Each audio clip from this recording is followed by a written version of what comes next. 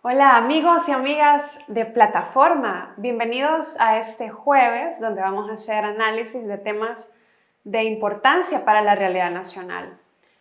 Es una semana donde iniciamos el mes de noviembre y bueno, dicho sea de paso, hemos logrado superar la amenaza del huracán ETA que teníamos a inicios de esta semana y realmente ha sido una bendición, algo muy providencial que haya perdido fuerza y que no impactara con la intensidad que se esperaba el territorio de El Salvador.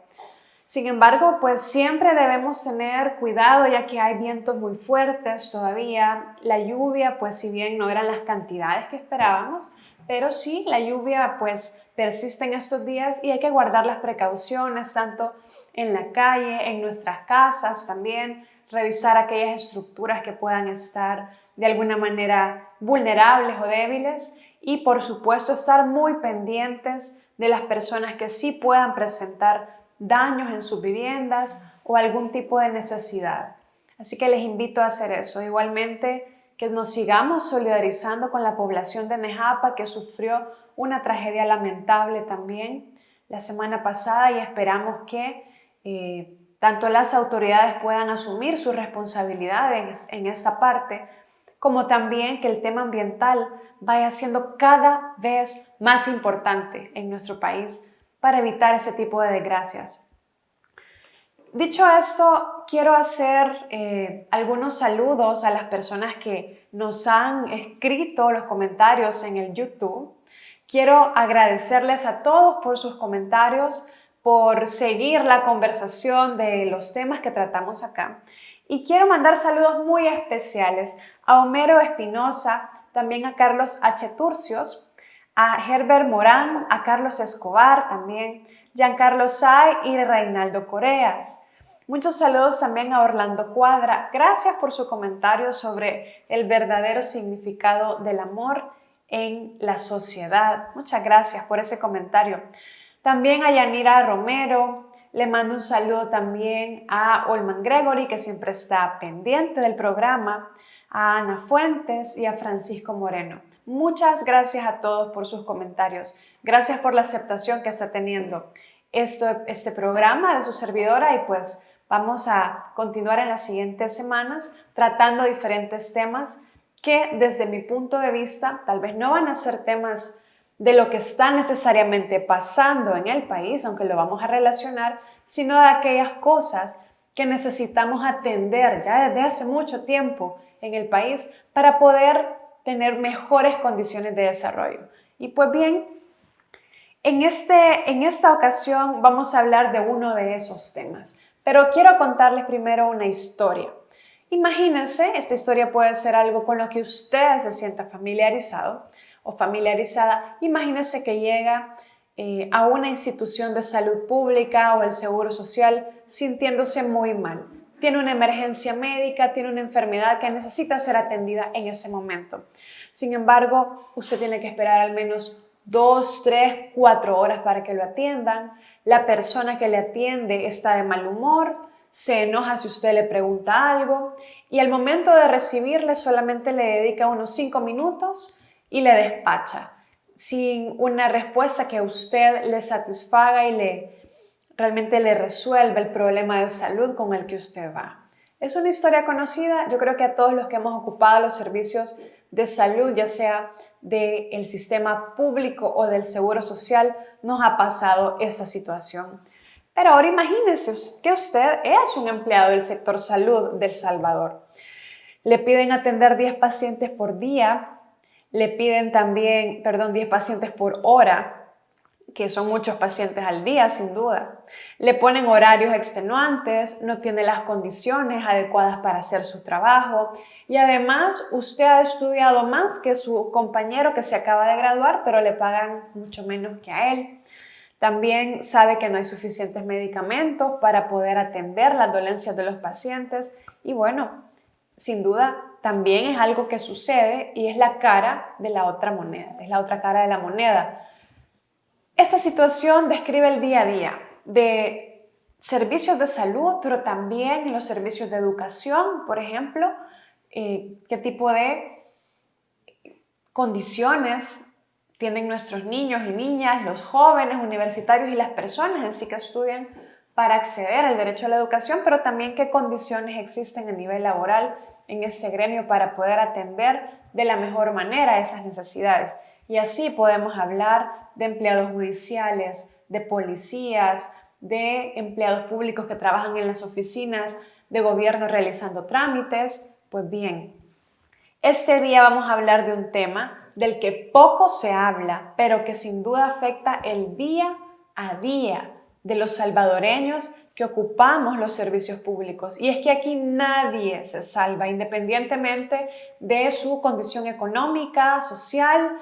Todos, absolutamente todos los salvadoreños, en algún momento, aunque sea muy remoto en nuestra vida, pero lo más común es que sea bastante permanente, bastante continuo, vamos a ocupar servicios públicos, vamos a recibir un servicio de parte del Estado.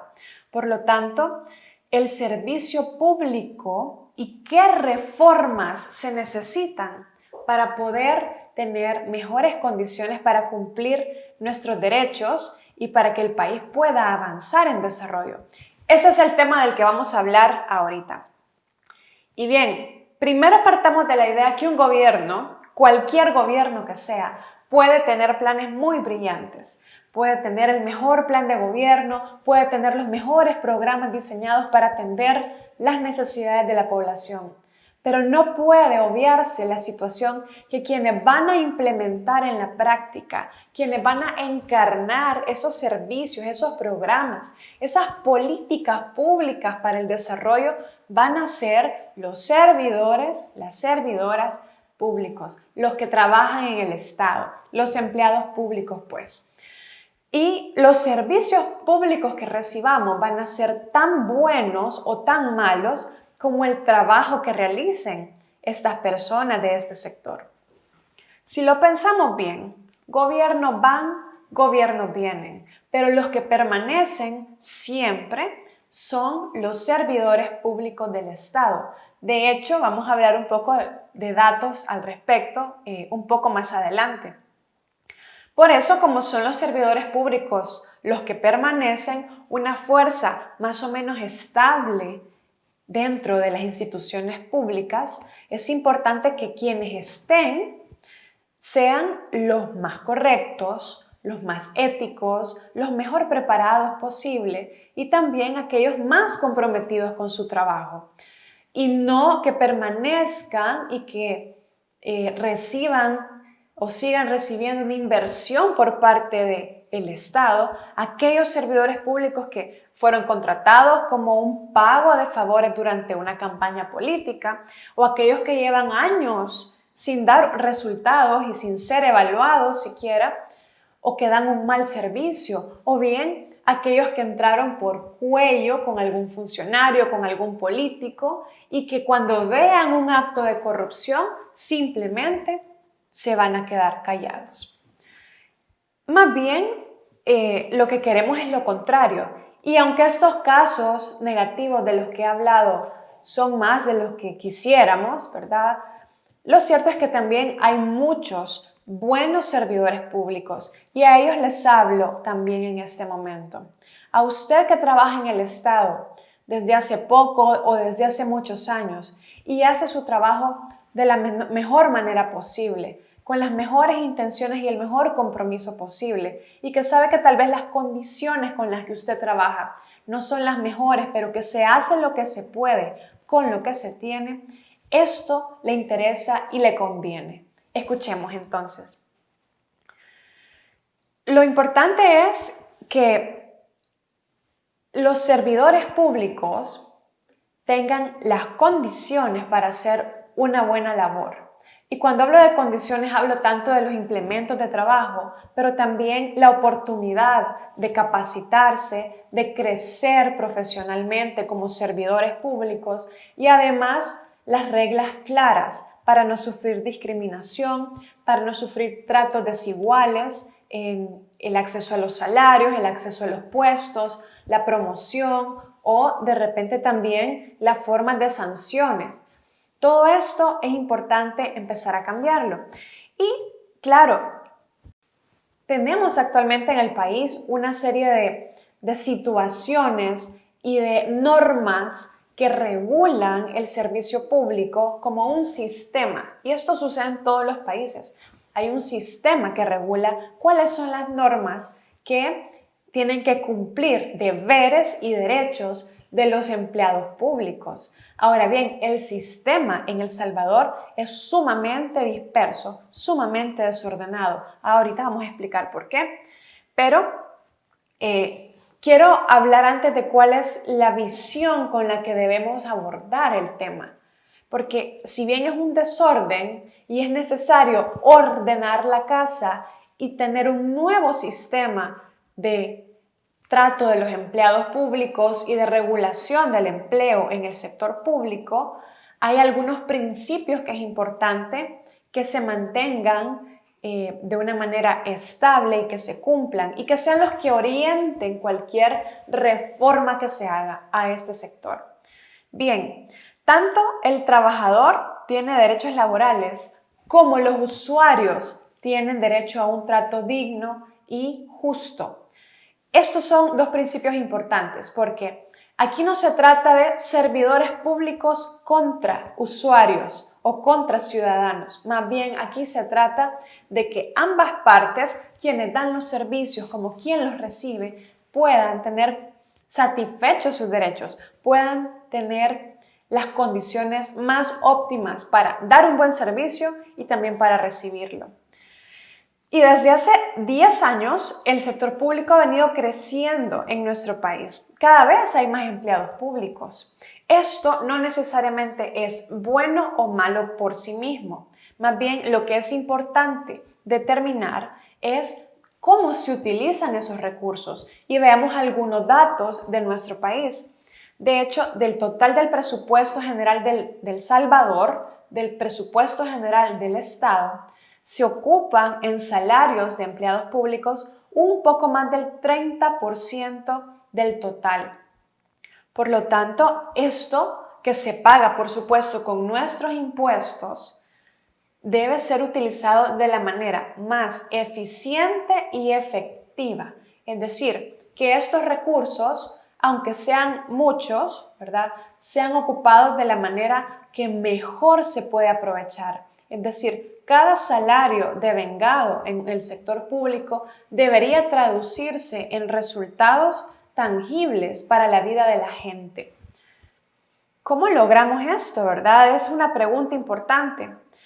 Por eso los trabajadores públicos, y aquí es otro de los principios que debe respetar una reforma a este sector, están al servicio del Estado y no de los partidos políticos.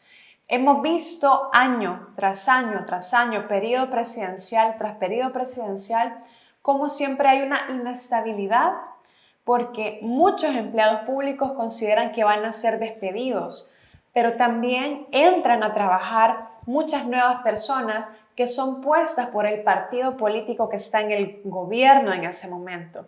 Y así vimos, por ejemplo, el famoso episodio de los despidos masivos que se hicieron al inicio de este gobierno, del llamado familión, donde había muchas personas que habían entrado con vínculos familiares con personas del partido que estaba en el periodo anterior, el FMLN. Igual pasó con Arena. Este tema no es viejo, pero si logramos regularlo mejor habría una gran diferencia, porque no es lo mismo estar al servicio de la ciudadanía entera que estar en un puesto público pagando favores o recibiendo favores de un partido político. A ver, ¿qué más? Bueno, más de 1.500 millones de dólares en promedio se invierten al año en remuneraciones para los empleados públicos. También es importante decir que las áreas del gobierno donde históricamente hay más empleados públicos, y no extraña, realmente son en educación, seguridad, órgano judicial y además el sector salud. De hecho, son los sectores que le dan servicios más importantes a la ciudadanía. Y son esos servidores públicos, médicos, enfermeras, policías, jueces, empleados judiciales también, además de maestros, quienes dan los servicios más importantes, más vitales para la población para el desarrollo de las personas y en definitiva para el desarrollo del país. Y la mayor cantidad de empleados públicos, por eso hablaba de que permanecen. Gobiernos van, gobiernos vienen, pero los empleados públicos permanecen y son una fuerza importante dentro de nuestra nación. La mayoría de empleados públicos, según datos de especialistas en el tema, tiene un tiempo de servicio entre los 10 y los 20 años. Y también quienes tienen hasta 30 años de servicio son parte de un grupo importante. Es decir, la mayoría de servidores públicos no tienen poquito tiempo de estar. No tienen 5 o 3 años. Tienen 10 años o más de estar en el sector público. Es toda una carrera, toda una vida y merece además un reconocimiento, una protección y mecanismos adecuados para el desarrollo profesional de estas personas. Importante dato además es el grado de escolaridad. El grado de escolaridad más común, bueno, son dos. Del total de servidores públicos, el 32% tienen el grado de bachillerato y el 32%, el mismo porcentaje, tiene un grado universitario, es decir, el 64% de los servidores públicos tienen o bachillerato o un grado universitario. Los demás son minorías, ya sea con menor escolaridad o con mayor. Entonces hablamos de la necesidad de desarrollar a este sector. Y obviamente lograr acuerdos en esta parte no es fácil. Aquí hay muchos temores, hay muchas situaciones que pueden generar inconformidad o pueden generar algún tipo de desconfianza por parte de los servidores públicos, de no respetar sus derechos laborales, de no respetar su estabilidad. Pues de eso se trata. Es un reto complejo sin duda, pero esto de tener mejores reglas para regular esto es una apuesta que tenemos que hacer como país para modernizar y para poder brindar mejores servicios públicos. ¿Qué es lo que hay que cambiar? ¿Cuál es el desorden que existe? Tenemos al menos 4 leyes que regulan de una forma diferentes grupos de servidores públicos. En el año 1961, hace muchísimo tiempo, se aprobó la Ley del Servicio Civil, que empezó a regular a un sector de empleados públicos, pero habían algunos que quedaban por fuera. Por eso en el año 72, el Código de Trabajo, al ser aprobado, entró a regular otro grupo y otros aspectos de esto. Y luego se emitió una ley que regulaba la garantía de audiencia de los empleados públicos que no estaban comprendidos en la carrera administrativa que tenía la ley de servicio civil. Entonces ya también llevamos 3 leyes diferentes. Y luego vienen aquellos que están empleados por contrato, ¿verdad? Que no entran en ninguna de estas categorías. Al final hay un trato desigual y disperso. ¿De qué se trata la reforma a la función pública? Se trata de ordenar la casa y tener una sola ley que sea la sombrilla, el paraguas de todo esto y que regule de una mejor manera los derechos y deberes de los servidores públicos, que regule además la forma en la que se ingresa por concurso de una manera transparente, teniendo en cuenta el mérito, teniendo en cuenta la experiencia de las personas para que quien ingrese a un puesto público sea el mejor candidato posible. Además, la manera en la que la persona va a hacer carrera dentro de la institución pública y qué oportunidad de tener un puesto mayor según sus méritos también. Y obviamente, pues también las situaciones que ameritan un despido o que la persona sea sacada del régimen del servicio público. Además de regular temas de protección contra quienes denuncian corrupción, mejores condiciones laborales para que las condiciones laborales sean equiparables a todos los servidores públicos por igual. Y finalmente también mayores oportunidades de formación, capacitación y además una evaluación continua del rendimiento de los servidores públicos y un apoyo a aquellos que den un resultado no tan favorable en sus evaluaciones. Esto sería importante y es una apuesta que tenemos que hacer como país. Es un tema del que tenemos que hablar mucho más porque en la medida que tengamos servidores públicos más motivados, mejor protegidos en sus derechos y además con mayor certidumbre de las reglas que regulan su empleo, es mucho más probable que tengamos mejores servicios públicos. Gracias, amigos y amigas. Gracias por la atención en este tema. Sigamos la conversación. ¿Qué opina usted del servicio público y qué mejoras deberíamos hacer? Y pues seguimos viéndonos en plataforma el próximo jueves. Cuídense mucho, un abrazo y hasta pronto.